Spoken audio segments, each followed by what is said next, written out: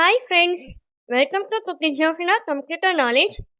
இந்த வீடியோவில் நம்ம என்ன பார்க்க போகிறோன்னா, மைக்ரோசாஃப்ட் எக்ஸலில் இஃப் ஃபங்க்ஷன் யூஸ் பண்ணுறதை பற்றி தான் நம்ம பார்க்க போகிறோம். இப்போ இங்கே ஸ்க்ரீனில் வந்து டிஸ்பிளே பண்ணியிருக்கதே பார்த்தீங்கன்னா தெரியும். டிரைவிங் லைசன்ஸ் வந்து எலிஜிபிலிட்டி இருக்கா இல்லையா அப்படின்றத வந்து இஃப் ஃபங்க்ஷன் ஃபார்முலா யூஸ் பண்ணி எப்படி வந்து ஆன்சர் வந்து கொண்டு வரலாம் அப்படின்றத பார்க்கலாம். இதுக்கு ஃபஸ்ட்டு வந்து ஃபார்முலா எங்கே வந்து டைப் பண்ணோன்னா, எலிஜிபிலிட்டின்னு அந்த காலம் இருக்குல்ல, அந்த காலமில் வந்து நீங்கள் வந்து டைப் பண்ணணும். இப்போ நான் சொல்கிற ஃபார்முலா வந்து அப்படியே வந்து டைப் பண்ணிக்கோங்க. Equal to if if open bracket next logical டெஸ்ட்டுன்னு கேட்குறாங்களே. லாஜிக்கல் டெஸ்ட்டுன்னா நம்ம என்ன கண்டிஷன் வந்து கொடுக்க போகிறோம் அப்படின்றதான் லாஜிக்கல் டெஸ்ட்டு. இப்போ நம்ம ஏஜ் காலம் இருக்குல்ல, அதில் ஃபஸ்ட்டு செல்லை வந்து கிளிக் பண்ணிக்கோங்க. இப்போ அந்த செல்லை வந்து கிளிக் பண்ணிட்டு greater than or equal to 18, அதாவது டிரைவிங் லைசன்ஸ் வந்து ஏஜ் லிமிட்டடே வந்து 18 and 18 above தான் வந்து டிரைவிங் லைசன்ஸ் ஏஜ். அதனால தான் நம்ம இங்கே 18 ஈக்குவலாகவோ இல்லை அதிகமாகவோ இருந்தா அப்படின்னு சொல்லி கண்டிஷன் வந்து கொடுக்குறோம். இப்போ கமா பக்கத்தில் வந்து கீழே வந்து என்ன கொடுத்துருக்காங்க, இஃப் வேல்யூ ட்ரூவாக இருந்தா, ஓகேவா இருந்தால் 18 above இருந்தா என்ன பண்ணணும் அப்படின்னு சொல்லி கேட்குறாங்க. அதில் வந்து yes double quotation yes double quotation அப்படின்னு கொடுக்கணும்.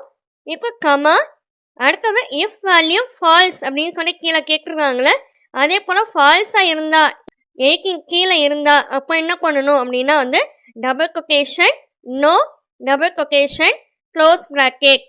இப்போ ஃபைனலாக என்டர் வந்து கிளிக் பண்ணிக்கோங்க. அதாவது இப்போ பார்த்தீங்கன்னா இங்கே வந்து எஸ்ன்னு இங்கே வந்து எலிஜிபிலிட்டி ஓகே தான் அப்படின்ற மாதிரி எஸ்ன்னு இங்கே வந்து டிஸ்பிளே ஆகிடுச்சு.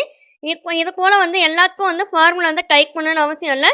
இது அப்படியே வந்து லெஃப்ட் மவுஸ் பக்கத்தில் வந்து ஹோல்ட் பண்ணிட்டு அப்படியே வந்து ட்ராக் பண்ணிட்டே வந்தீங்கன்னா, கீழே ட்ராக் பண்ணிட்டே வந்தீங்கன்னா இங்கே வந்து எல்லாருக்கும் வந்து எலிஜிபிலிட்டி இருக்கா இல்லையான்றது ஆன்சர் வந்து இங்கே வந்து டிஸ்பிளே ஆகிடும். ஃப்ரெண்ட்ஸ், இங்கே வந்து நீங்கள் ஏஜ் வந்து தப்பாக வந்து டைப் பண்ணிக்கிங்க, இப்போ நீங்கள் சேஞ்ச் பண்ணணும் அப்படின்னா கூட வந்து சேஞ்ச் பண்ணிக்கலாம். அப்போ வந்து நீங்கள் இந்த எலிஜிபிலிட்டி ஃபார்முலா வந்து சேஞ்ச் பண்ணணும் அப்படின்னு அவசியம் இல்லை, ஆட்டோமேட்டிக்காக வந்து சேஞ்ச் ஆகிடும். இப்போ நான் ஒரு எக்ஸாம்பிளுக்கு வந்து ஏஜ் வந்து சேஞ்ச் பண்ணுறேன். இப்போ அங்கே செகண்ட் செல்லில் வந்து 35 நீங்கள் வந்து டைப் பண்ணிக்கல, அதை டெலிட் பண்ணிவிட்டு 18 நான் வந்து கொடுத்துக்கிறேன்.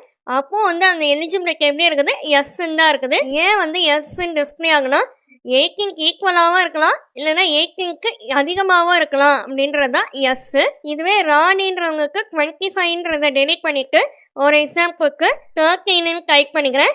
இப்போ அங்கே ஆட்டோமேட்டிக்காக எலிஜிபிலிட்டி காலமில் பார்த்தீங்கன்னா நோன் அங்கே ஆட்டோமேட்டிக்காக வந்து சேஞ்ச் ஆகிடுச்சு. ஏன்னா வந்து 18க்கு கீழே வந்து அந்த நம்பர் வந்து வருது. ஸோ அப்போ வந்து நோன் அங்கே வந்து டிஸ்பிளே ஆகிடுச்சு. இது போல் வந்து ரெஜின்றவங்களுக்கு இப்போ அங்கே வந்து 16ன்னு அங்கே வந்து ஏஜ் வந்து இருக்குது. அதை நான் இப்போ ஒரு எக்ஸாம்பிளுக்கு 26ன்னு வந்து மாற்றிக்கிறேன். அப்போது அந்த எலிஜிபிலிட்டி காலமில் எஸ்ன்னு அங்கே வந்து சேஞ்ச் ஆகிடுது பாருங்கள். ஓகே ஃப்ரெண்ட்ஸ், இந்த வீடியோ பிடிச்சிருந்துச்சுன்னா லைக் பண்ணிக்கோங்க, உங்கள் ஃப்ரெண்ட்ஸ்க்கும் ஷேர் பண்ணிக்கோங்க, சப்ஸ்கிரைப் பண்ணிக்கோங்க. தேங்க்யூ ஃபார் வாட்சிங். Have a nice day.